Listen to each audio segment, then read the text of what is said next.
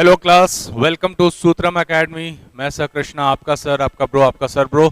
आज हम बात करने वाले हैं एडवेंट ऑफ यूरोपियंस के बारे में। ये बहुत ही इंपॉर्टेंट टॉपिक है, बिल्कुल, क्योंकि मॉडर्न हिस्ट्री यहीं से स्टार्ट होती है। क्यों आखिर यूरोपियों का देश में आना, भारत में आना एक बहुत ही इंपॉर्टेंट इवेंट था? क्यों एक मॉडर्न फेज की ये शुरुआत थी? क्यों आखिर ये यूरोपीय देश में हमारे आए थे? सबसे इंपॉर्टेंट फैक्टर तो वो हो जाता है कि हमारे देश में आने के पीछे इनका वजह क्या था। तो इन्हीं सब चीज़ों को बहुत ही डीपली, बहुत ही अच्छे से समझेंगे, एक मेंस पर्सपेक्टिव को लेकर के इंट्रो स्टार्ट करेंगे, ताकि आपको समझने में आसानी हो कि आखिर जो बेस होना चाहिए वो स्ट्रांग आपका कैसे रहेगा इस चैप्टर के रिगार्डिंग, क्योंकि मोस्टली इसमें फैक्चुअल चीज़ें ही हैं, खास करके बीपीएससी एग्जाम्स के लिए या कोई भी वन लाइनर एग्जाम्स के लिए। पर जब बात आती है कंसेप्ट बिल्डिंग की, तब हमें समझना जरूरी होता है कि आखिर ये आए क्यों, इनके आने के पीछे क्या क्या रीजंस थे। और धीरे धीरे फिर हम आगे जब बढ़ेंगे तो हम समझ पाएंगे कि आखिर इनके आने का रीजन जो था, क्या हमारे देश को गुलाम बनाना ही था, या फिर इनका रीजन सिर्फ ट्रेड करना था। और इन्हीं सब वजह से हम समझेंगे कि आगे जाकर के कि कैसे जो हमारी आज़ादी के लिए लड़ाइयाँ हुई वो चीज़ें कैसे हुई। ठीक है, तो सबसे पहले और सबसे इंपॉर्टेंट हम इस बात पे ध्यान देंगे कि आखिर ये यूरोपी जो थे आखिर हमारे देश में आए क्यों, क्या रीज़न है, बताइए क्या क्या लगता है रीज़न आपको।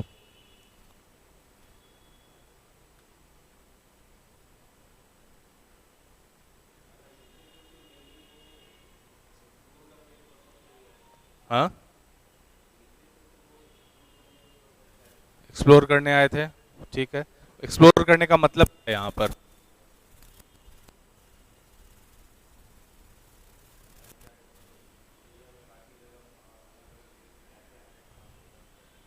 हम्म,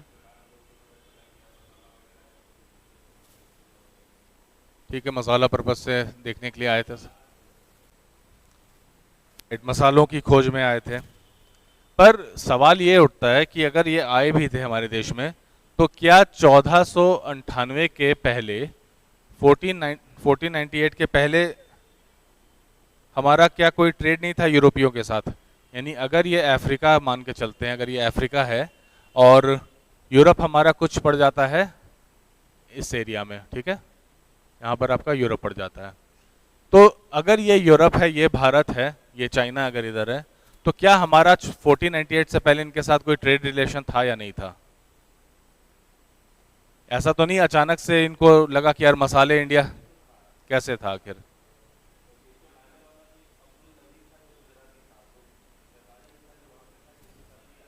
नहीं, तो अब्दुल मजीद का जो बात कर रहे हैं वो तो समुद्री रास्ता है, समुद्री रास्ता से लेकर के आया था, वो 1498 में लेकर के आया था।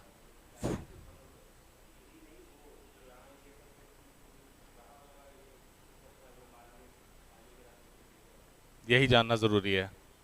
देखिए, अगर देखा जाए तो इंडिया जो है बहुत ही बड़ा कल्चर है दुनिया का, आज से नहीं हमेशा से। जब आप एंशियंट हिस्ट्री भी पढ़, राइट, तब मेसोपोटामिया से था, ठीक है, बाकी जगहों से। क्योंकि देखो वाटरवे तो ये है, वाटरवे तो इतना दूर है, तब जाकर इधर आएगा कोई भी, यानी जाहिर सी बात है लैंड रूट रहा होगा हमेशा से, ठीक है। तो लैंड रूट भी अगर रहा होगा तो हमेशा से हमारा, हम जानते हैं कि कई सारे ट्रैवलर्स आए, चाहे फाहीन आया हो, ह्यून तसांग आया हो, ये सब लोग आए हों, तो कोई रास्ता से तो आए ही हैं हमेशा ये लोग। कई बार लोग आक्रमण करने आए हैं, चाहे अलेक्जेंडर हो या फिर और भी दूसरे हों, तो यानी एक रास्ता तो कहीं ना कहीं होगा। वो रास्ता कौन सा होगा? तो वो लैंड रूट था। लैंड रूट जो था बेसिकली इसको कहा जाता था सिल्क रूट। और ये सिल्क रूट जो था, ये समझ लो इंडिया के करीब ऊपर ऊपर से निकल जाता। अगर इंडिया का यहाँ पर कश्मीर है तो समझ लें ऐसे जाता था लैंड रूट। इसी रूट को कहा गया है सिल्क रूट, जो अक्सर सुनते होंगे कि सिल्क रूट, रेशम मार्ग। तो इस रूट को, ये शुरुआत जो होता था, ये होता था चाइना से, और चाइना से जाके आता था यूरोप में। यानी जो ट्रेड होता था मोस्टली चाइना और यूरोप को कनेक्ट करता था सिल्क रूट। और इंडिया जो था, यहाँ से जो डिफरेंट पहाड़ियों के रास्ते, जो पासेस बनते हैं, उनके रास्ते, इंडिया भी इससे जुड़ा हुआ रहता था। और इंडिया में भी कई सारे ट्रेड के लिए आते थे देश के लोग। तो हम ये समझ रहे हैं कि इंडिया कनेक्टेड तो था हमेशा से, ठीक है। फिर और भी रास्ते थे, जैसे इस रास्ते से भी आ सकते थे। ठीक है, यहाँ पर अगर तुर्की है, इस जगह पर तुर्की है, ठीक है, ये जो रास्ता है हमारे मिडिल ईस्ट, ये मिडिल ईस्ट है हमारा, तो इस रास्ते से भी भारत आते थे ये लोग ट्रेड करने के लिए, यूरोपी। तो आखिर ऐसा क्या हुआ कि ये रास्ता बंद हो गया?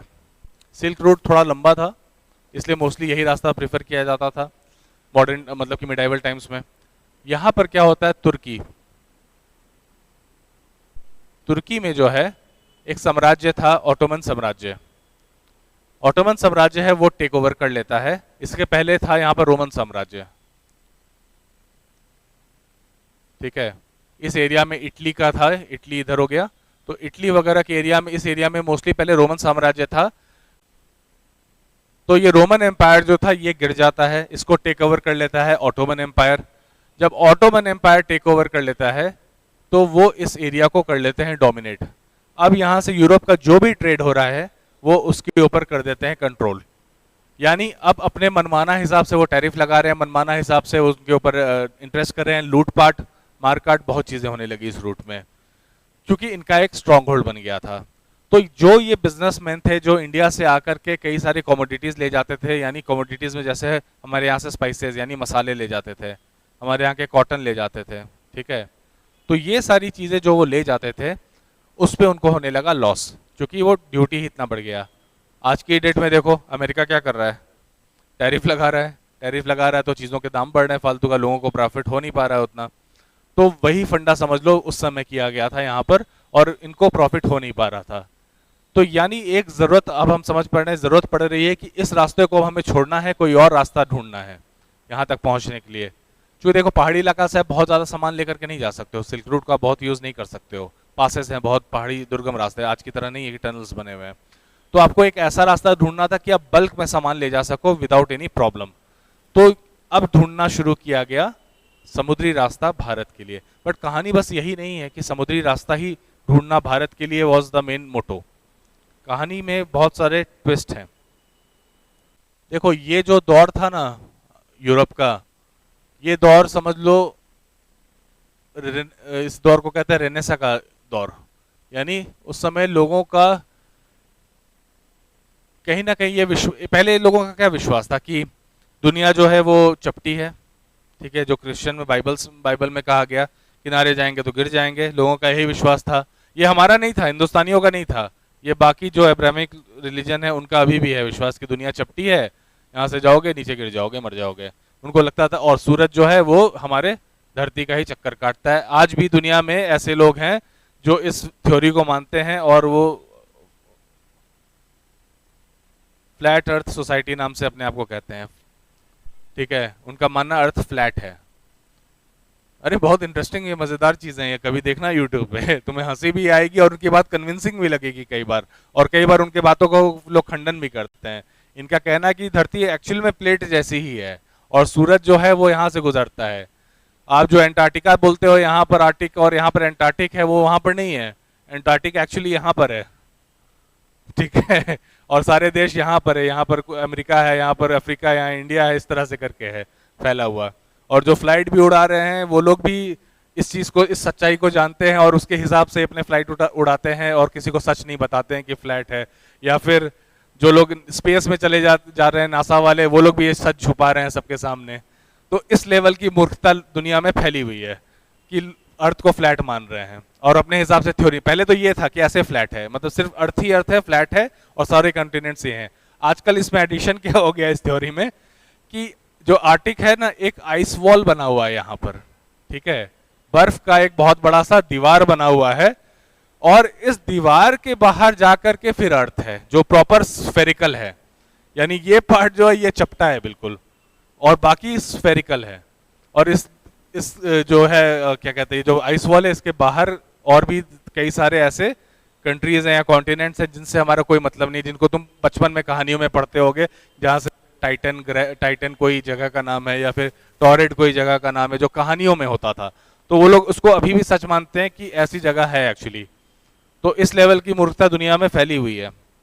तो खैर हम लोगों को यहाँ नहीं जाना है, हमारा मतलब बस इतना ही था कि लोग जो है इस फ्लैट अर्थ की थ्योरी या बाइबल की बहुत सारी बातों को कहीं ना कहीं चैलेंज करना शुरू कर चुके थे यूरोप में इस समय के दौरान।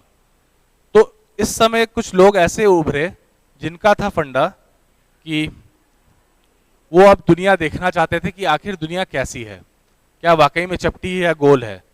तो इन लोगों ने शुरू किया एक्सप्लोरेशन। इधर हो गया तुम्हारा अमेरिकाज, ठीक है। इन्होंने शुरू किया एक्सप्लोरेशन। होता क्या है, उस समय दो देश बहुत ही प्रोमिनेंट थे, बहुत ही मजबूत थे। एक था स्पेन और दूसरा था पोर्टुगल यानी पुर्तगाल। तो होता क्या, एक इन लोगों के बीच में चैलेंज था कि हम दुनिया घूमेंगे, एक्सप्लोर करेंगे। लोगों के अंदर जैसे आजकल है ना कि बाइक उठा करके निकल जाते हैं लद्दाख घूमने के लिए, तो वैसा ही कुछ चुल मचा हुआ था लोगों के मन में कि अब तो घूमना है, दुनिया देखना है, क्या क्या कल्चर है, सामान भेजना है। तो जो रीजन था दो तीन था बेसिकली। पहला रीजन क्या था, गॉड, गुड, ग्लोरी। यानी दुनिया घूमने के लिए, दुनिया देखने के लिए तीन रीजन जो मेजरली लिस्ट किया जाता है, इसको जहन में उतार लेना बिल्कुल कि यही है, गॉड, गुड, ग्लोरी। गॉड मतलब क्रिश्चियनिटी को फैलाना। अब हम निकलेंगे बोट उठा के और जहां जहां जाएंगे वहां क्रिश्चियनिटी फैलाएंगे। गुड मतलब सामान खरीदना, ट्रेड करना, अपने सामान जहां से जो सामान चीज है वो चीजें उठाना और ट्रेड करना शुरू करना। तीसरा ग्लोरी, ग्लोरी मतलब सेल्फ, इसके लिए खुद के खुशी के लिए, इतिहास में नाम दर्ज कराने के लिए। चूंकि जो राजा वगैरह थे या पहले के जो लोग थे, उनके लाइफ का मोटो ही यही था कि इतिहास में नाम दर्ज कराना, कि लोग हमें याद रखें। तो वो फंडा था। तो यहां पर जो है ग्लोरी वाला फैक्टर आता है हेनरी। ये थे भाई साहब प्रिंस हेनरी, ये पुर्तगाल के थे। तो प्रिंस हेनरी जो है, इनको कहा गया था क्या, इनका टाइटल था navigator. Exactly, Prince Henry the navigator यही है।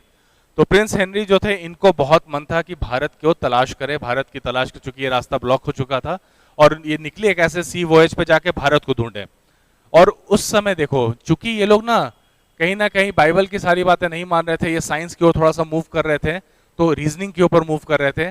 तो इनका ना साइंटिफिक डेवलपमेंट भी बहुत हुआ। साइंटिफिक डेवलपमेंट हुआ तो इससे क्या फायदा हुआ, इससे फायदा हुआ इन्होंने शिप्स बनाए बड़े बड़े, ठीक है, और जिसके कारण ये लोग एक्सप्लोर कर पा रहे थे। तो पुर्तगाल और स्पेन वेर द प्रोमिनेंट जो कि निकले थे शिप्स लेकर के दुनिया घूमने।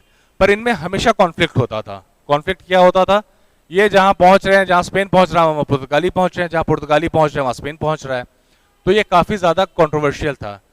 तब क्या किया जाता है, एक इमेजिनरी लाइन, जो ये लाल वाला देख रहे हो, ऐसा एक इमेजिनरी लाइन खींचा जाता है और कहा जाता है कि इस इमेजिनरी लाइन के वेस्ट में जो भी देश पड़ेंगे, जो भी जगह पड़ेगी, वो सारा जाएगा स्पेन को, और इसके वेस्ट ईस्ट में जो भी पड़ेंगे वो सारा का सारा जाएगा तुम्हारे पुर्तगाल को।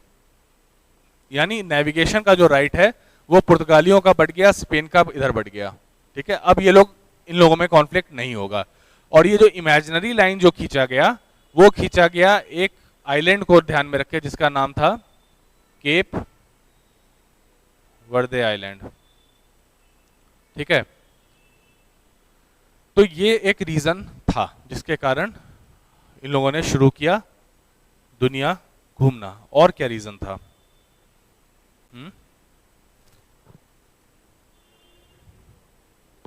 हाँ देखो, अगर जो अर्थ को समझो, पृथ्वी को, हमारे ज्योग्राफी को यहाँ कनेक्ट किया जा रहा है, ठीक है, ऐसे ही पढ़ना ही होता है जनरली, कनेक्ट करके। ये हमारा अगर इक्वेटर है, क्या हो गया, ये अगर हमारा इक्वेटर है, ठीक है, और ये हमारा ट्रॉपिक है, ट्रॉपिक ऑफ कैंसर वगैरह, ये हालांकि और नीचे भी आता है, इक्वेटर में भी आता है अफ्रीका। अफ्रीका ही ऐसा देश है जो ट्रॉपिक ऑफ कैंसर, इक्वेटर और कैप्रिकॉन तीनों में आता है, ठीक है। तो ये जो ट्रॉपिक ऑफ कैंसर है, ये पास कर रहा है इंडिया से। इसके ऊपर जो यूरोप वगैरह है, यूरोप वगैरह पोल के काफी नजदीक हो गया, जो हमारा ध्रुवांश कहते हैं ना, ध्रुव के काफी नजदीक हो गया। इसके कारण वजह यहाँ टेम्परेचर जो हमेशा ठंडा रहता है।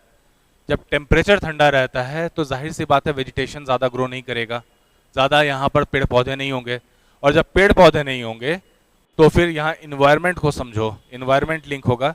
जब पेड़ पौधे नहीं होंगे तो यहाँ पर जो एनिमल्स होंगे, हर्बीवोरस होंगे, वहाँ पर बहुत कम होंगे, यानी जो पौधे खाते हैं वैसे एनिमल्स बहुत कम होंगे। तो इनका भी जब मात्रा कम रहेगा तो जो इन जानवरों को खा रहे हैं, यानी जो कार्निवोरस जानवर हुए, जो हर्बीवोरस को खा के पड़ते हैं, वो भी कम होंगे। ठीक है, तो यानी जो इकोलॉजिकल बैलेंस है इस एरिया का बहुत डिस्टर्ब है। यहाँ ना तो अच्छे पौधे मिल रहे हैं, ना वैसे जानवर बहुत सारे मिल रहे हैं, और ना ही बहुत वैरायटी के यहाँ पर कार्निवोरस एनिमल्स मिल रहे हैं। तो ये बहुत बड़ा चैलेंज था इनके लिए, इसलिए ये लोग ज़्यादातर मीट खाते हैं।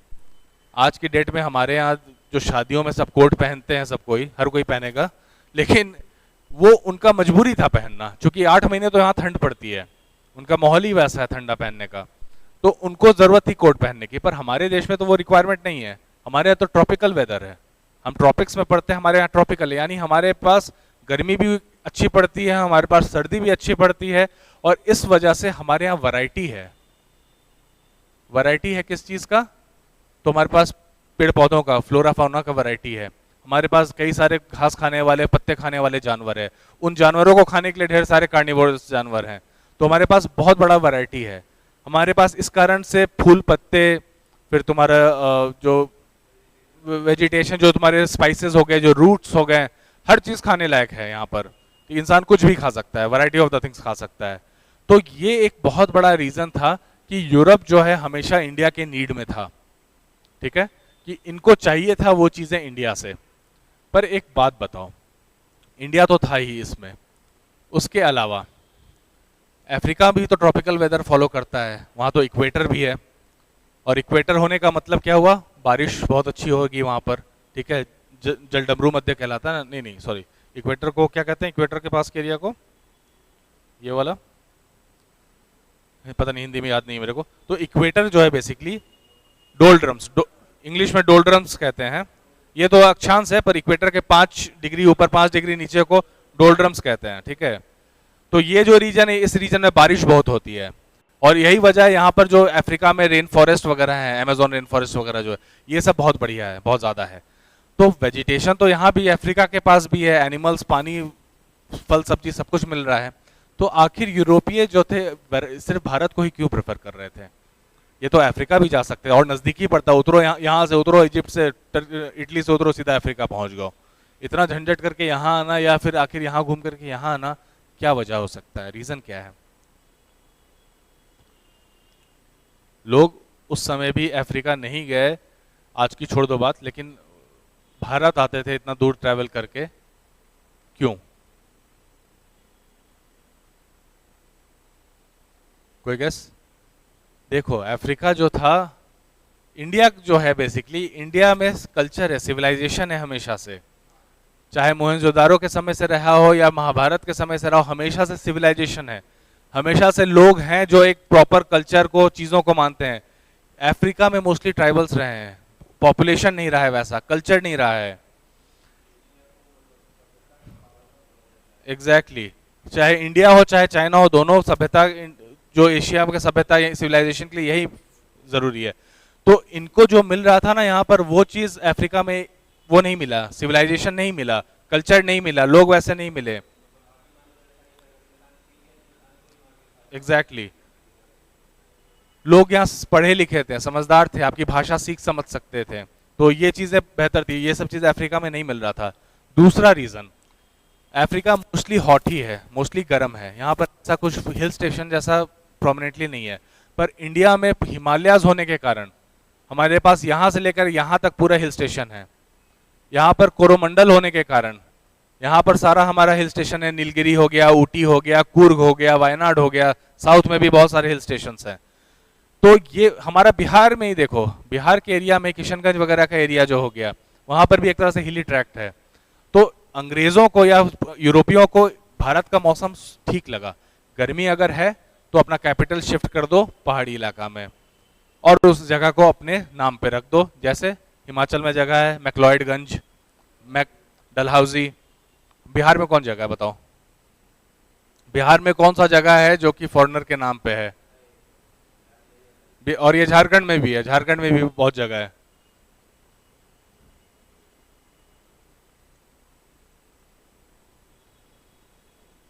फॉरबिसगंज पता है? फारबिसगंज जो बोलते हैं, वो फॉर्ब्सगंज है। जो फॉर्ब्स का मैगजीन छपता है ना, जो फॉर्ब्स, वो है फॉर्ब्सगंज है वो। पर हम लोग बिहारी भाषा में, हम लोग लोकल बोलचाल में इसको फारबिसगंज बना दिए हैं, फॉरबिसगंज या फारबिसगंज। तो वो भी क्योंकि हिली एरिया था, ठंडा एरिया है वो, किशनगंज ये सब तरफ का, तो इस कारण से यहाँ ब्रिटिश लोग जो रहे उस एरिया में बसे और उस एरिया को अपना नाम दिए। तो ये सारे रीजंस हैं जिसके कारण समझ लो कि जो ब्रिटिश, जो यूरोपीय थे, ये भारत में आकर के एस्टैब्लिश करना चाह रहे थे और इसी कारण से एस्टैब्लिश हुए भी।